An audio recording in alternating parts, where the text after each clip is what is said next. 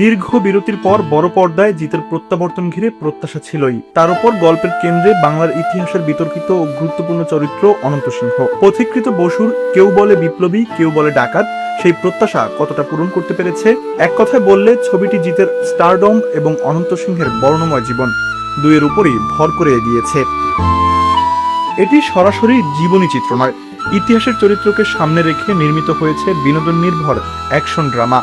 তাই ঐতিহাসিক তথ্যের পাশাপাশি দর্শকের বিনোদনেও গুরুত্ব দেওয়া হয়েছে। ছবির সবচেয়ে বড় আকর্ষণ নিঃসন্দেহে জিত। অনন্ত সিংহের বিভিন্ন সময়কে ফুটিয়ে তুলতে তার লুক ও অভিনয়ে এসেছে পরিবর্তন। তরুণ বিপ্লবী থেকে পরিণত অনন্ত, দুই রূপেই তিনি নজর কেড়েছেন। সংলাপ, অ্যাকশন এবং দেশাত্মবোধক দৃশ্যে তার পর্দা উপস্থিতি ছবিকে বাড়তি শক্তি দিয়েছে। অ্যাকশনে বড় ক্যানভাসের চেষ্টা স্পষ্ট, কিছু দৃশ্যে দক্ষিণী ছবির প্রভাব থাকলেও তা খুব একটা বেমানান লাগে না। তবে দুর্বলতাও আছে। ঐতিহাসিক সময়কালকে আরো বিশ্বাসযোগ্যভাবে তুলে ধরা যেত, কয়েকটি পার্শ্ব চরিত্রের নির্মাণও আরো গভীর হতে পারত। বিশেষ করে শেষের আদালত পর্বটি আরো টানটান হলে ভালো লাগতো।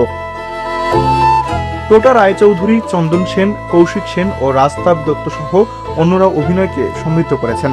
আবহ সঙ্গীত ও চিত্রগ্রহণও সময়কালীন পরিবেশ তৈরিতে কার্যকর। সব মিলিয়ে ছবিটি ইতিহাসের পাঠ্যপুস্তক নয়, বরং ইতিহাসের এক কম আলোচিত চরিত্রকে ঘিরে বিনোদন দেওয়ার চেষ্টা।